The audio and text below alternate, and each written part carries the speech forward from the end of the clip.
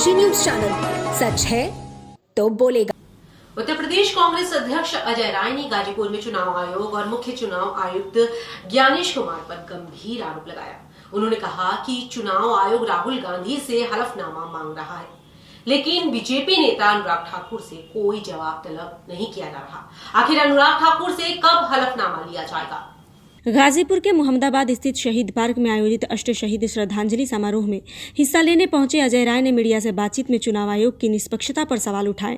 उन्होंने आरोप लगाया कि मुख्य चुनाव आयुक्त ज्ञानेश कुमार अब बीजेपी के प्रवक्ता की तरह व्यवहार कर रहे हैं। राहुल गांधी जब देश के असली मुद्दों की बात करते हैं तो उन्हें ही कटघरे में खड़ा किया जा रहा है। मीडिया से बातचीत में अजय राय ने वर्तमान उपराष्ट्रपति जगदीप धनखड़ पर भी तंज कसा। उन्होंने कहा, देश की जनता उपराष्ट्रपति जी को खोज रही है, उन्हें सार्वजनिक रूप से सामने आकर अपनी भूमिका स्पष्ट करनी चाहिए। भाजपा सरकार पर हमला करते हुए अजय राय ने कहा कि यह सरकार केवल हिंदू मुसलमान करने में व्यस्त है, असली मुद्दों से ध्यान भटकाया जा रहा है।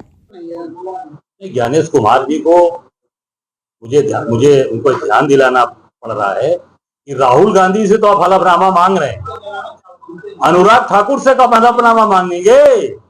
अनुराग ठाकुर जो भाजपा के नेता हैं उनसे हलफनामा मांगिए। उन्होंने पूरी आयोग के ऊपर आरोप लगाया, मतदान की बात कही, उनसे हलफनामा नहीं लेंगे आप? भाजपा के प्रवक्ता बन गए ज्ञानेश कुमार।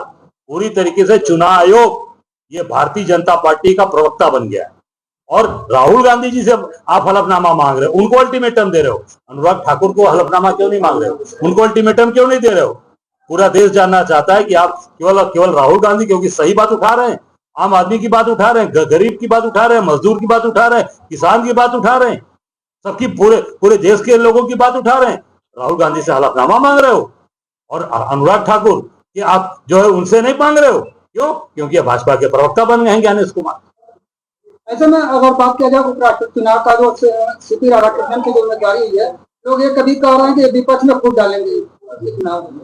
देखिए, अब विपक्ष की बात में मैं तो नहीं कहना चाहूंगा कि जो अभी स्वास्थ्य के कारण से इस्तीफा देकर गए, क्या नाम था उनका, नाम भी मैं भूल, कोई धनखड़ जी थे, जगदीप धनखड़ जी, वो कहाँ हैं?